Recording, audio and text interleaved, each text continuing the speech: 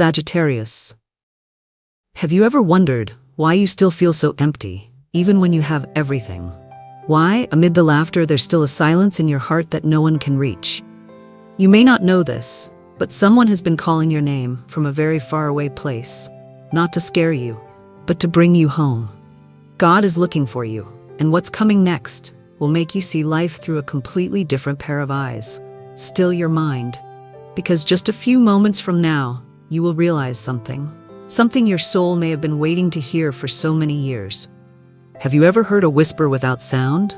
A feeling light as the wind brushing your heart? A subtle nudge deep inside that makes you stop, look up at the sky and ask, is someone there? We often think that if God calls us, it must be something grand. A booming voice in the night, a miracle that shakes the earth. But that's not always how it happens. In truth, God often calls you in the most delicate ways. So subtle that if you're not listening with your heart, you'll miss it. A woman once told me, I was driving home after a terrible day. My husband was distant. My child wouldn't talk to me. I felt invisible. Then an old song came on the radio, a song my mother used to sing to me when I was little. I started crying. Not because of the melody, but because I felt like someone was holding me from the other side. You see, that wasn't just a song. That was a gentle reminder from God that she was still deeply loved. A man shared with me, every morning I rush, no time to breathe. But that day, I dropped my wallet by the door. As I bent down to pick it up, a bird landed on the fence near me and began to sing this strange, beautiful tune. And for the first time in years, I looked up and saw the sunlight breaking through the clouds, and I cried without knowing why. You think that was a coincidence? No, that was a moment of awakening. That was God whispering to his soul, you're moving too fast. Slow down, I am here. Sometimes God speaks to you through the most ordinary people. A waitress looks at you and says, it's okay, you seem tired today, but everything will be all right. She doesn't know that you were thinking about ending it all, but God knows, and he used her to pull you back from the edge. Or a rideshare driver cracks a silly joke, and you burst out laughing. On a day when you believed you had no more laughter left in you, they don't know you, but God knows you. And he is always finding ways to remind you, you are not abandoned. And what about the dreams? Have you ever woken up remembering a familiar face long gone from this world, smiling at you, and you felt at peace even though you didn't know why? That too is how God sends messages. Through memory, through images, through feelings the mind can't explain. One listener once wrote me, I dreamed of my grandfather. He didn't say a word. He was just standing in a field of light holding up a golden key. I woke up feeling strangely calm. That same day I turned down a business deal that seemed promising, but risky. 3 months later, that company went bankrupt, and I couldn't help but feel that God sent my grandfather to warn me. There are prayers that are never spoken out loud, but God still hears them. When you sigh quietly in a crowded room, when you cry in the bathroom with the water running to muffle the sound, when you write in your journal, I'm just so tired, God sees all of it, and he will respond. Not when you want him to, but when you need him to. I once witnessed a woman devastated because she couldn't have a child. She prayed every night, her heart worn thin from the pain. But no miracle came, until one day, a lost little girl was brought into the clinic where she worked. A 3-year-old child, messy hair, frightened eyes. She looked at the child, and without knowing why, her heart softened. She asked to foster the girl. And on the very first night, as the child fell asleep in her arms, she murmured in her dreams and called her Mom. It wasn't that God didn't hear the first prayer. It's that he had prepared another path. One deeper, one more beautiful. You see, God doesn't only show up in churches, not only in scripture or rituals or in the voice of a preacher. He appears in the smallest of things. A cup of tea you make for a stranger. A moment when you forgive, even though it still hurts. A glance you offer to someone homeless without pulling away. And each time you choose love over fear, you move closer to him. I want you to remember this. God doesn't look for the perfect. He seeks the ones who've been broken, but still choose to love. The ones who've fallen, but still choose to rise. The ones who keep asking, how can I live kindly, even when the world forgets how to be kind? If you're hearing these words right now, Maybe it's not because you're searching for God. Maybe it's because God is searching for you, and He's calling you through your very life. And perhaps the strangest thing of all is that even though God is always there, you can still feel utterly alone. You can still hear the calling and turn your face away, not because you don't believe, but because there were days when your faith was wounded. Something happened, a pain too big, a loss no one else saw, a cut deep enough that you quietly made a vow to yourself, I will never let anyone hurt me again, not even God. And it's right there, in the place where your silence began, that the next part of the story unfolds. I don't know what you're going through, but I do know this. No one wakes up one morning and says, "Today I will walk away from God." We only run when we've trusted and been hurt. Maybe you prayed for years and no miracle came. Maybe you knelt in tears and felt the heavens respond with silence. And slowly, you stopped asking, not because you lost faith, but because you were afraid that if you asked again and still received nothing, this time you might break for good. I understand, because I've been there too. I once stood at the grave of someone I loved dearly, too young to understand why good people leave this world too soon. I clenched my fists, looked up at the sky and asked, "If you're real, why did you take them?" There was no reply, only wind, cold and invisible. And for years after that, I fell silent. No more prayers, no more hope. Just living, like someone still breathing but no longer alive. Until one day, I understood something. It wasn't that God had gone quiet. It was that I'd been listening with a heart that had locked itself shut. We all carry wounds, but not all wounds bleed. Some hide deep in memory, in voices we never heard, in silences that never got explained, in apologies that never came. It might have been a father who left without saying goodbye, a mother too busy to listen, a lover who promised forever, then vanished like they never existed. And each of those moments became a quiet question. Was I ever truly worth loving? When those questions don't get healed, they turn into walls, not just between you and the world, but between you and God. But I want you to hear this clearly. God did not hurt you. It was people, with their free will, who chose to do what they did. And even though God didn't stop the pain, He never took His eyes off you. We are never truly abandoned in the dark. We just haven't opened our eyes to see the light that's still waiting for us, even when we no longer dare to believe it's there. You know, I once met a woman who had been a teacher, a devout believer in God, until the day her daughter died. In an accident no one could explain. She didn't cry, she didn't scream, she just disappeared. I met her at a silent retreat, 10 years after she'd fallen quiet. And the first thing she said to me was, "I don't believe in God anymore, but sometimes I still hope He hasn't forgotten my daughter." Even when you think you've let go, your soul still remembers the way back. Let me ask you something from the deepest place in my heart. Are you still running? Are you still living as if miracles are for everyone else, but not for you? If you are, you're not wrong. You're simply human. And the truth is, we can only begin the journey home when we're honest enough to say, "I've lost my way."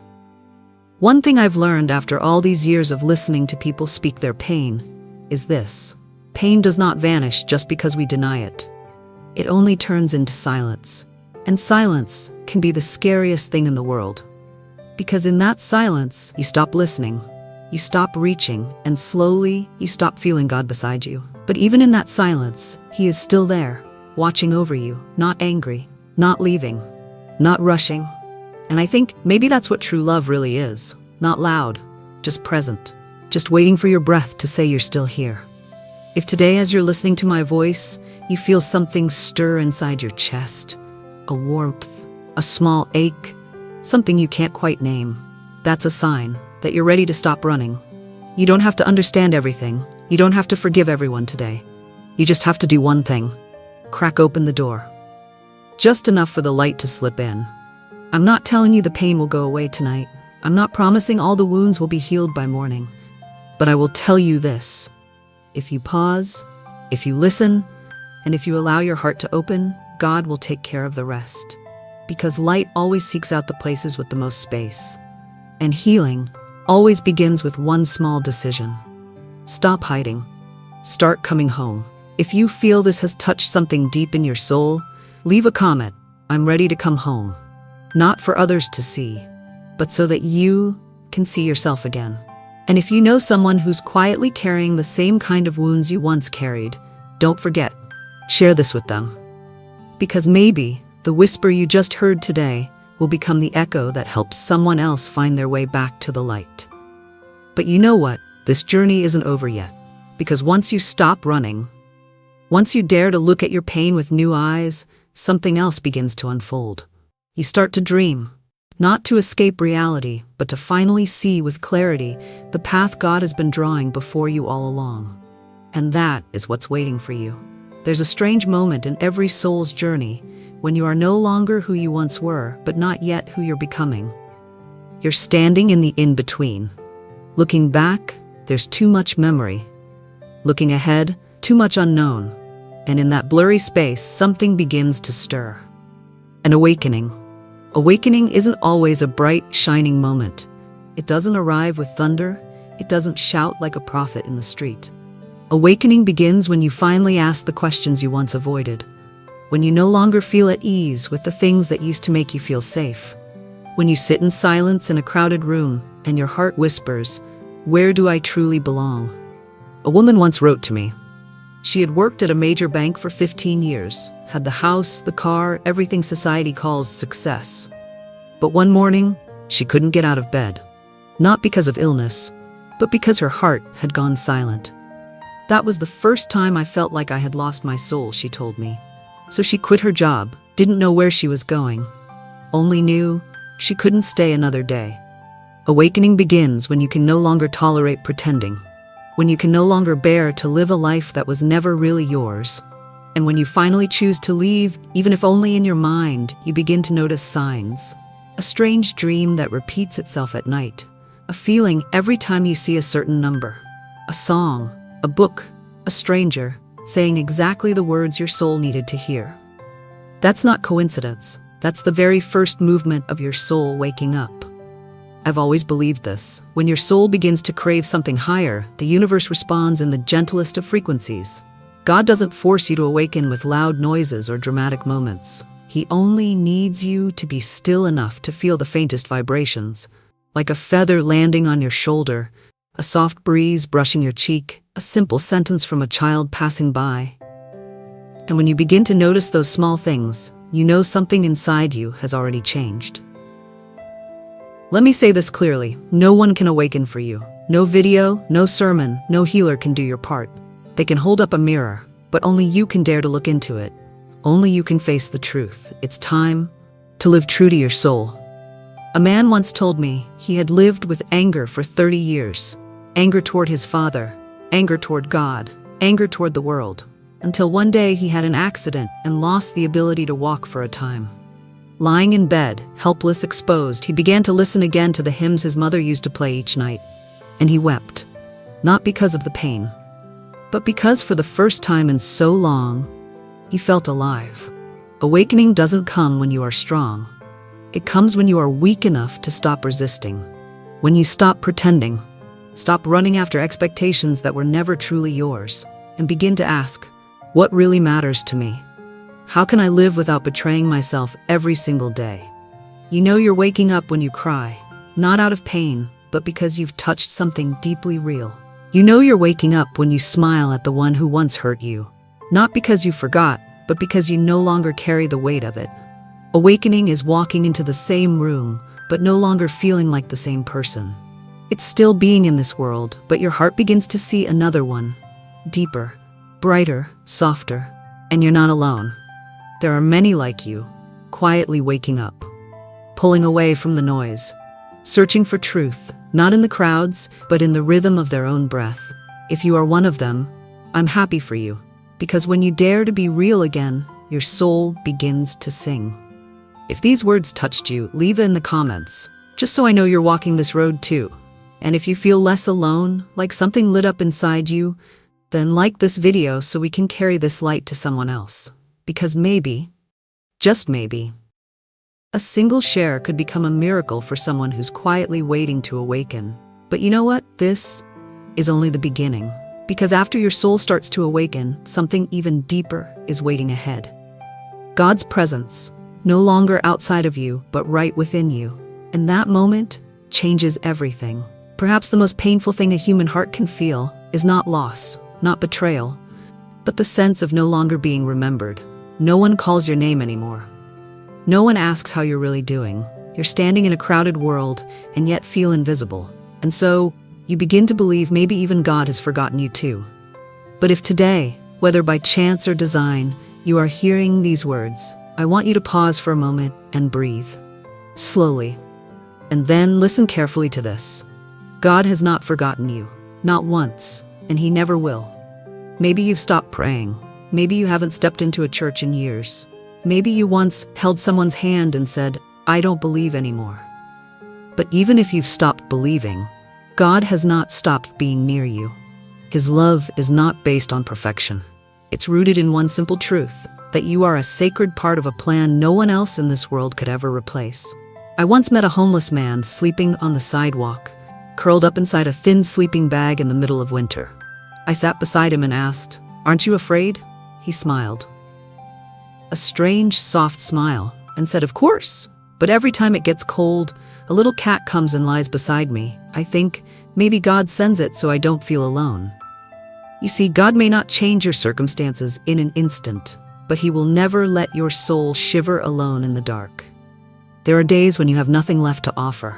No beautiful prayers, no strength to sing, to give thanks, or to believe in anything at all.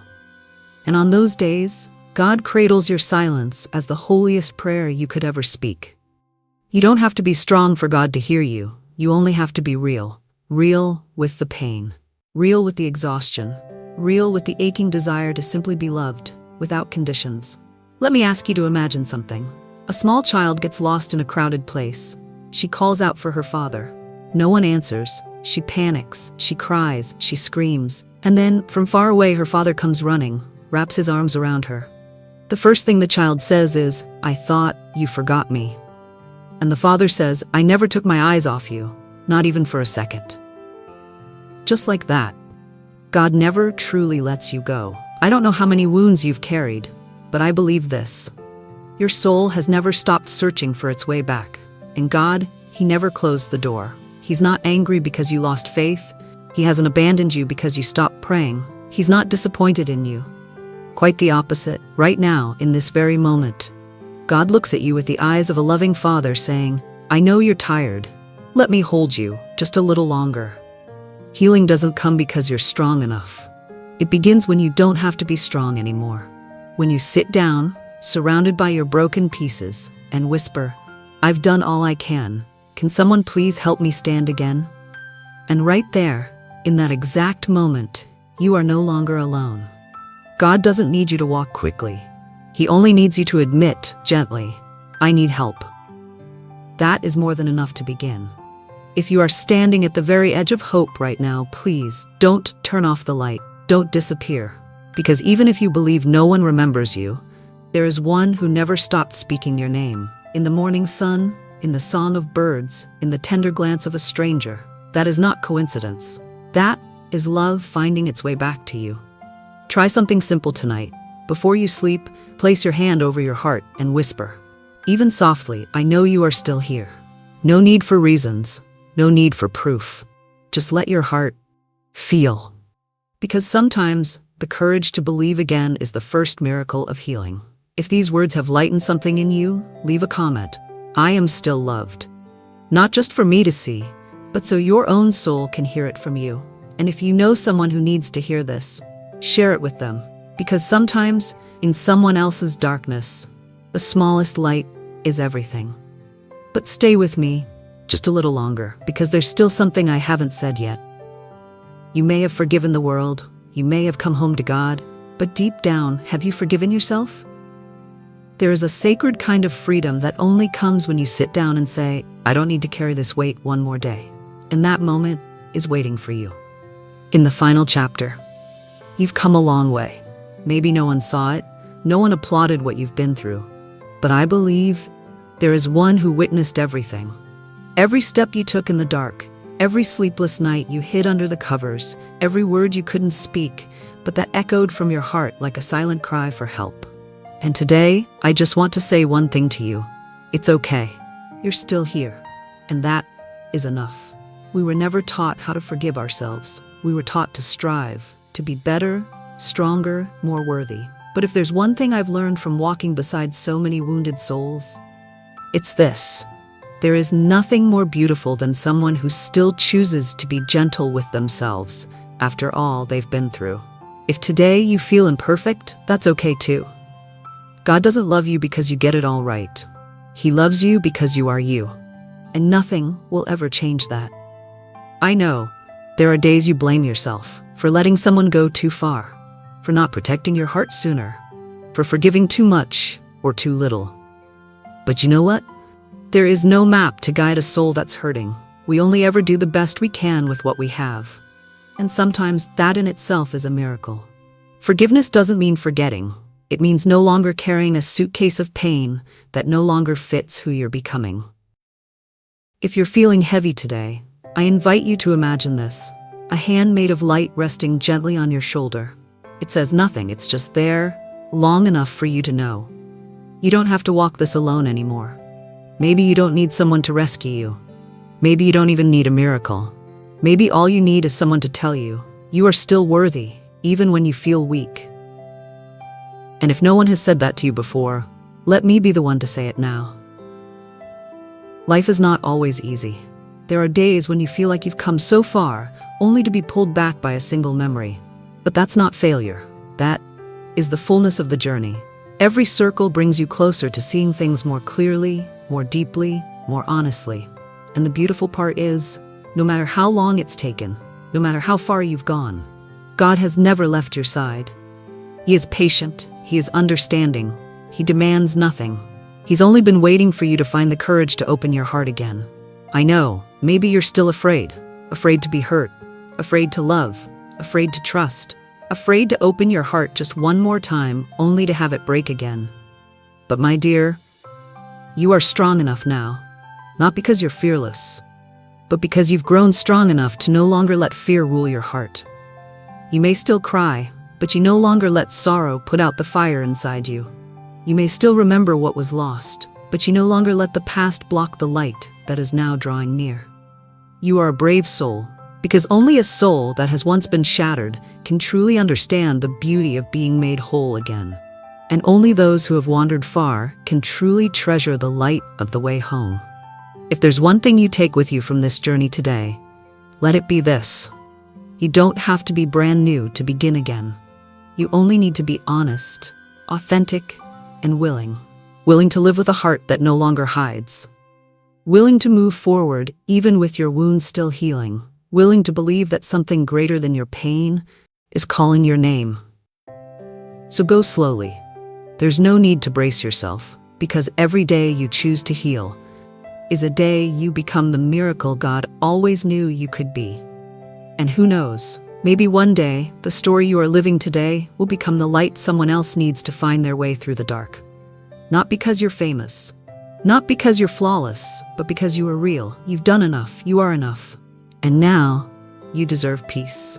If God truly lives within you, how will you choose to live starting tomorrow? Now, close your eyes and let your soul rest in His arms.